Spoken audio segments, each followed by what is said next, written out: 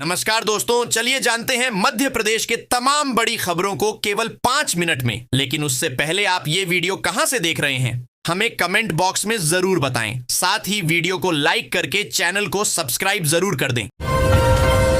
Free सिलाई machine योजना 2025 के तहत अब सभी महिलाओं को फ्री में सिलाई मशीन मिलने वाले हैं और भारत सरकार ने यह योजना उन गरीब और असहाय महिलाओं के लिए लाया है जिनके पास कोई रोजगार या कोई काम नहीं है। ऐसे में वे महिलाएं सिलाई करके के अपना गुजारा कर सकते हैं। इस योजना के तहत सरकार हर महिला 15,000 रुपए देती है सीधे लाभुकों के बैंक खाते में। राशन कार्ड धारकों को अब फ्री राशन और एलपीजी गैस सिलेंडर के साथ 1,000 मिलेगा बैंक खाते। यदि आपके पास राशन कार्ड है तो आपके लिए बड़ी अच्छी खबर निकल कर आ रही है। राशन कार्ड धारकों को एलजी का गैस सिलेंडर भी दिया जाएगा, जिससे कि आप लोगों को मालूम होगा कि सरकार के द्वारा बीपीएल राशन कार्ड धारकों को आप सरकार फ्री में एलपीजी का गैस सिलेंडर देगी। इसके सरकार में गाइडलाइन जारी किया है। इस योजना का लाभ मिलेगा, इसके बारे में चलिए पूरी जानकारी समझते हैं। राष्ट्रीय स्वयंसेवक संघ के सरसंघ चालक डा मोहन भागवत ने कहा है कि जब तक आप हिंदू हैं तभी तक जाति है। जिस दिन हिंदू नहीं रहेंगे तो जाति में भी नहीं रहेंगे। जैसे शरीर के सभी अंग मजबूत होकर अपना अपना काम अच्छे से करते हैं, उसी तरह से समाज में हमें सुगठित रहना होगा। एक दूसरे का सहयोग कर कमजोर को ताकतवर बनाना होगा। देश है तभी जातियां हैं। मध्य प्रदेश में 2026 को कृषि वर्ष के रूप में मनाया जा रहा है। राज्य सरकार ने समृद्ध किसान समृद्ध प्रदेश का नारा देकर किसानों की आर्थिक उन्नति का लक्ष्य तय किया है। कृषि वर्ष 2026 के अंतर्गत किसानों के लिए सरकार की सभी गतिविधियां 3 साल का लक्ष्य निर्धारित कर संचालित की जाएंगी। मुख्यमंत्री डॉक्टर मोहन यादव शनिवार को कृषि और इससे जुड़े विषयों से संबंधित विभागों द्वारा तैयार की गई कार्य योजना की समीक्षा की। व्यापार मेले में एक अत्याधुनिक वर्चुअल हेलीकॉप्टर आकर्षण का केंद्र बना हुआ है। यह हेलीकॉप्टर असल में उड़ता नहीं है, लेकिन इसमें बैठने वालों को दुनिया के खूबसूरत शहरों की सैर का असली एहसास होता है। झूले सेक्टर में लोगों की नजर सबसे पहले इसी हेलीकॉप्टर पर जा रही है। बच्चों से लेकर युवाओं और बुजुर्गों तक हर कोई इसके पास रुककर इसे देखने और इसके बारे में जानकारी लेने को उत्सुक नजर आ रहा है। यह हेलीकॉप्टर लोगों को अमेरिका, दुबई, समुद्र और राजस्थान की सैर करवा रहा है। मप्र पावर जनरेटिंग कंपनी जेनको कम कीमत पर बिजली उपलब्ध कराने के लिए सोलर प्लांट लगाने की तैयारी में है। 550 करोड़ रुपए खर्च कर 110 मेगावाट के सोलर प्लांट 3 स्थानों पर लगाए जाएंगे। 2 साल के भीतर स्थापित होने वाले plant company thermal power plant के आसपास ही स्थापित करेगी। निशातपुरा रेलवे ओवरब्रिज आरओबी इस साल नवंबर तक तैयार हो जाएगा। करीब 100 करोड़ रुपए से बनने वाला आरओबी नए और पुराने शहर को जोड़ेगा। इससे करीब 9 लाख लोगों को फायदा मिलेगा। शनिवार को मंत्री विश्वास सारंग ने निर्माण कार्य का निरीक्षण किया। यह देश का पहला ऐसा आरओबी होगा जो एक साथ रेलवे ट्रैक के ऊपर से गुजरेगा। भारत में चीता लौटना सिर्फ एक वन्य जीव परियोजना नहीं, बल्कि एक भावनात्मक सपना है। एक ऐसी प्रजाति जिसे सैकड़ों साल पहले हमने खो दिया था, आज फिर हमारी धरती पर सांस ले रही है। लेकिन जैसे जैसे बोत्सवाना से 8 नए चीतों को लाने की तैयारी तेज होती जा रही है, वैसे वैसे एक सवाल और गहराता जा रहा है। क्या हम सिर्फ चीते ला रहे हैं या उनके जीने की पूरी तैयारी भी कर चुके हैं? मध्य प्रदेश में महत्वाकांक्षी अटल प्रोग्रेस वे परियोजना पर एक बार फिर चर्चा हुई है। मुख्यमंत्री डॉ मोहन यादव ने इसके संबंध में शनिवार को अधिकारियों को अहम दिशा निर्देश दिए। उन्होंने कहा कि अटल प्रोग्रेस वे से चंबल क्षेत्र के विकास को गति मिलेगी। 3 राज्यों को जोड़ने वाला यह प्रोजेक्ट अभी अलाइनमेंट के पेंच में फंसा है। करीब 2.5 साल से प्रगति ठप है, जिससे किसानों और संबंधित जिलों के लोगों की बेचैनी बढ़ने लगी है। मध्य प्रदेश की राजधानी भोपाल की मेट्रो को अब 1/4 पैसेंजर भी नहीं मिल रहे हैं। यही कारण है कि मेट्रो कॉरपोरेशन ने शुरुआत के सिर्फ 14 दिन बाद मेट्रो की टाइमिंग में बदलाव करने के साथ ही ट्रिप भी घटा दी है। अब मेट्रो एम्स स्टेशन से सुबह 9 बजे की बजाय 3 घंटे की देरी से दोपहर 12 बजे शुरू होगी, जबकि यही से शाम 7:30 बजे आखिरी ट्रिप चलेगी। नया शेड्यूल 5 जनवरी से लागू होने जा रहा है।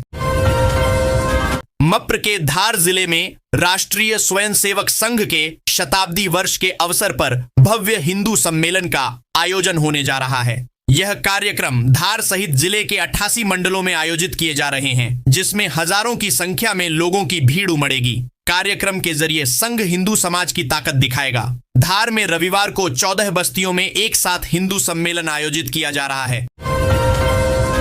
राष्ट्रीय स्वयंसेवक संघ के सरसंघचालक मोहन भागवत कहा कि समाज में भ्रम फैलाकर जनजातीय और अन्य वर्गों को यह कहकर तोड़ने का प्रयास किया गया कि वे अलग हैं।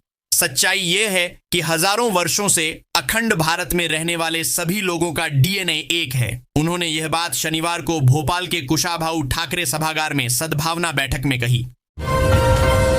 भावांतर भुगतान योजना के अंतर्गत अब पुराने सोयाबीन को बेचने पर किसानों को योजना का लाभ नहीं मिलेगा। शासन द्वारा इस संबंध में स्पष्ट निर्देश जारी किए गए हैं। निर्देशों के अनुसार यदि किसान पुराने सोयाबीन को भावांतर योजना के तहत बेचने का प्रयास करते हैं तो उन्हें भुगतान योजना का लाभ नहीं दिया जाएगा। नव वर्ष में नगर को मिली बड़ी सौगात डिंडोरी। नगर वासियों के लिए नव वर्ष 2026 एक बड़ी राहत और नई उम्मीद लेकर आया है। वर्षों से नगर की सबसे गंभीर और संवेदनशील समस्या मान नर्मदा में सीधे गिरते गंदे नालों पर अब निर्णायक रोक लगने जा रही है। यह वही समस्या थी जिसने लंबे समय से श्रद्धालुओं की। मध्य प्रदेश के रायसेन के वरिष्ठ बीजेपी नेता भूपेंद्र वर्मा का देहांत हो गया है। राजधानी भोपाल के एम्स में उनका निधन हुआ। वे कार हादसे में बुरी तरह घायल हो गए थे और तभी से यहां भर्ती थे। एम्स में इलाज के दौरान रविवार सुबह भूपेंद्र वर्मा की सांसें थम गईं।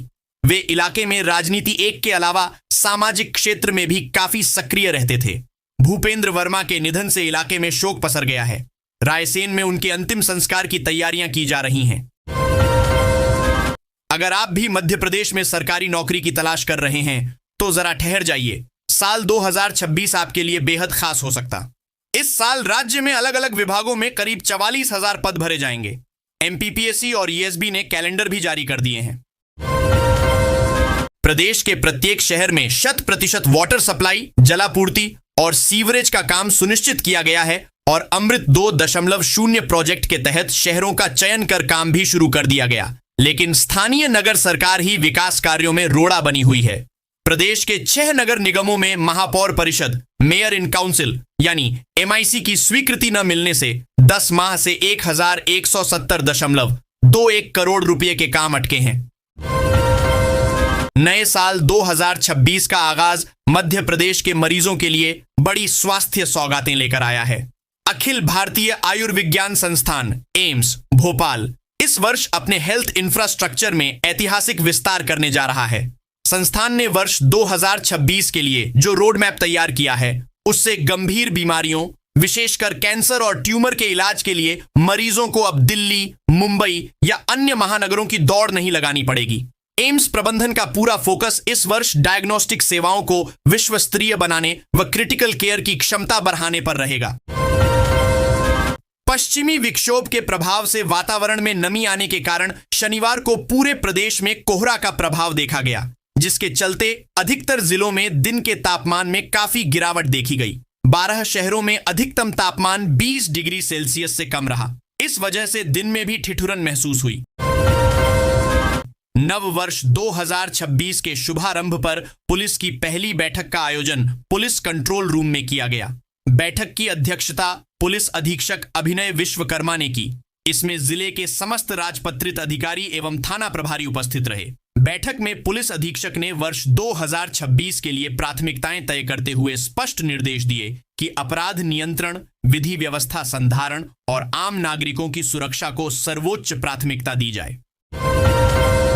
जिले का महत्वाकांक्षी Gwalior Sheopur rail line project देरी से चल रहा है। मार्च 2025 में पूरा होने वाले ये प्रोजेक्ट अभी 8 में से 5 सेक्शन में कंप्लीट हो पाया है, जबकि शेष 3 सेक्शन श्योपुर जिले में हैं, जहां काम अभी अधूरा है। यही वजह है कि अब रेलवे ने पूरा प्रोजेक्ट जून माह तक कंप्लीट करने का टारगेट सेट किया है। मध्य प्रदेश सहित पूरे देश में कितने युवा तंबाकू खा रहे हैं, इसका सर्वे कराने का निर्णय केंद्र सरकार ने लिया है। केंद्रीय स्वास्थ्य और परिवार कल्याण मंत्रालय यह सर्वे कराने जा रहा है। इसका नाम ग्लोबल यूथ टोबैको सर्वे रखा गया है। मंत्रालय के निर्देश के बाद राज्य स्वास्थ्य विभाग ने सभी जिलों को सर्वे कराने के लिए पत्र लिखा है। इंटरनेशनल कथावाचक सीहोर के पंडित प्रदीप मिश्रा शनिवार को भोपाल आए। वे राष्ट्रीय स्वयंसेवक संघ आरएसएस के तत्वावधान में आयोजित सामाजिक सद्भाव बैठक में सम्मिलित हुए। कार्यक्रम में सरसंघचालक डॉक्टर मोहन भागवत और मध्य भारत प्रांत संघचालक अशोक पांडेय भी उपस्थित थे। महात्मा गांधी राष्ट्रीय ग्रामीण रोजगार गारंटी योजना मनरेगा ग्रामीण अंचलों में केवल रोजगार ही नहीं बल्कि आत्मनिर्भरता और सम्मानजनक आजीविका का माध्यम भी बन रही है। जिले की लालबर्रा जनपद की ग्राम पंचायत बहेगांव में मनरेगा एवं 15वें वित्त आयोग के अभिसरण से निर्मित निषाद राज भवन इसका सशक्त उदाहरण बनकर सामने आया है। लगभग 200 मछुआरों की जिंदगी में सकारात्मक बदलाव लाया है। मध्य प्रदेश में आ रही बर्फीली हवाओं ने ठिठुरन बढ़ा दी है। लगातार दूसरे दिन भी राजधानी भोपाल घने कोहरे की चपेट में है। हालात ये हैं कि सड़क से लेकर रेल और हवाई यातायात बुरी तरह से प्रभावित हो गया है। विजिबिलिटी काफी कम होने के कारण कई ट्रेनों को रोका गया है। बादल और कोहरे के चलते रविवार सुबह से ही तापमान खासा कम दर्ज हो रहा है। वहीं प्रदेश भर में कोहरे के साथ शीतलहर का अलर्ट है। जिले के पुरुषों में दशकों पुराना मिथक और वहम अभी भी कायम है। इस कारण परिवार नियोजन को लेकर पुरुष आगे नहीं आ पा रहे हैं। वहीं महिलाओं ने लगभग पूरी तरह परिवार नियोजन की जिम्मेदारी संभाल रखी है।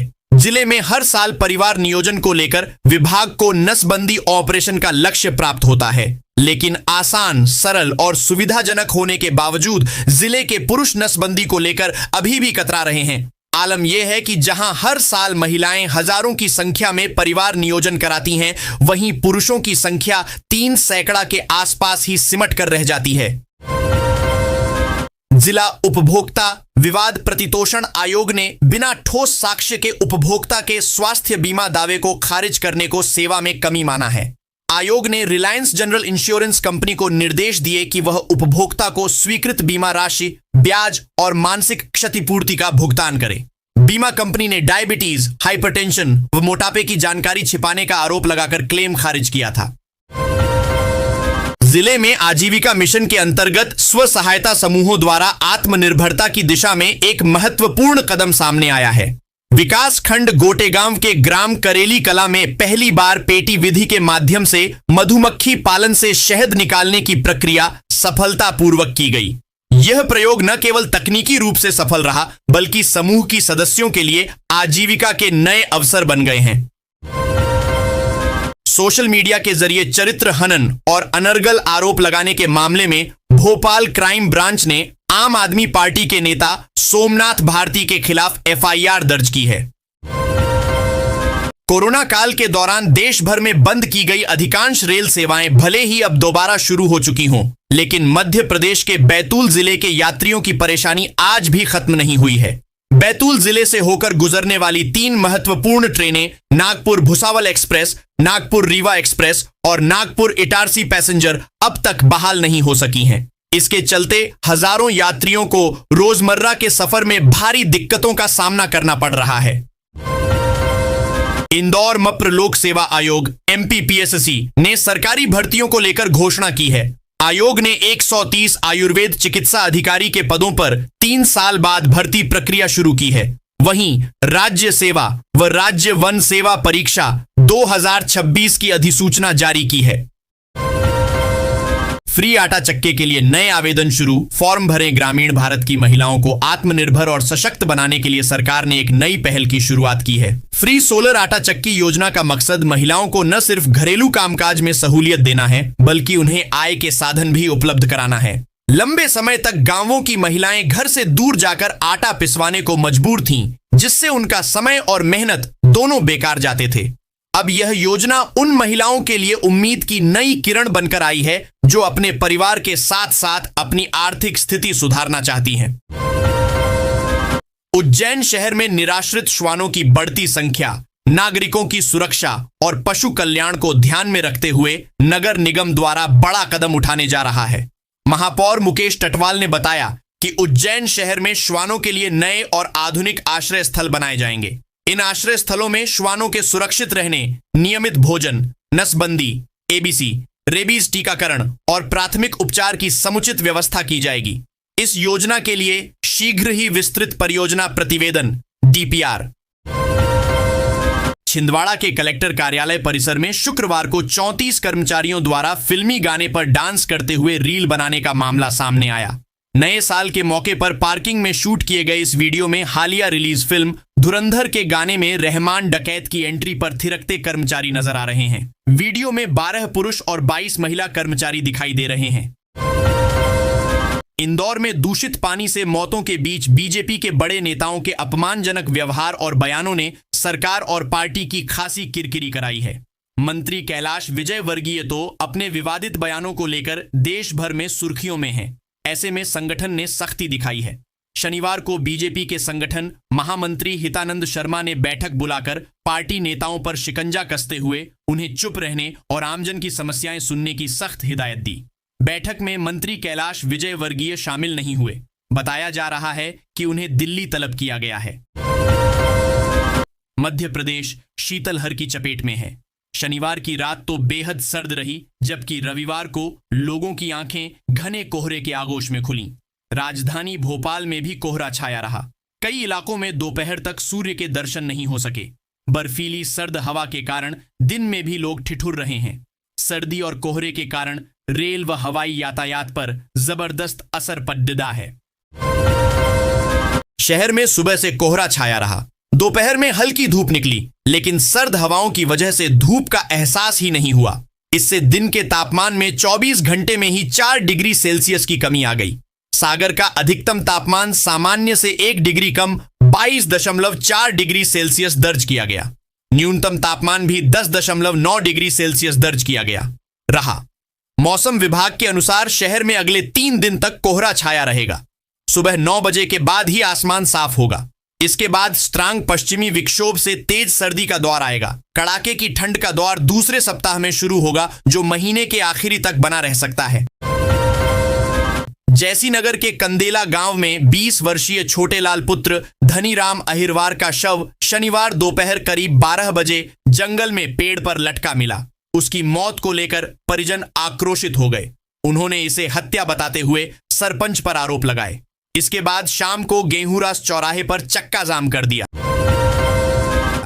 तेज सर्दी में भगवान को ऊनी वस्त्र धारण कराए गए और भोग की थाली में गर्म तासीर वाले खाद्य पदार्थ और पेय अर्पित किए जा रहे हैं। रात में शयन के पहले केसर वाले दूध का भोग लगाया जा रहा है। शहर में सुबह से कोहरा रहा। कड़कड़ाती सर्दी का दौर शुरू होते ही मंदिरों में भी भगवान की दिनचर्या में बदलाव आ गया है। बाजार में भी ठाकुर जी व राधा रानी सहित अन्य देवी देवताओं के ऊनी कपड़े बाजार में उपलब्ध हैं। बड़ा बाजार स्थित अटल बिहारी मंदिर, देव द्वारकाधीश मंदिर, देव राघव मंदिर, लक्ष्मी नारायण मंदिर व धनेश्वर मंदिर सहित सभी मंदिरों में भगवान को शीतलहर से बचाने तरह तरह के उपाय किए जा रहे हैं। खेती किसानी के सिस्टम में बड़ा बदलाव होने जा रहा है। जैसे हर नागरिक की पहचान आधार से होती है, वैसे ही अब किसानों की जमीनों को आधार से जोड़ा जा रहा है। इससे जमीनों का भी आधार नंबर होगा। सरकार द्वारा शुरू की जा रही फार्मर रजिस्ट्री के तहत किसान और उसकी जमीन दोनों को एक ही पहचान से जोड़ा जाएगा।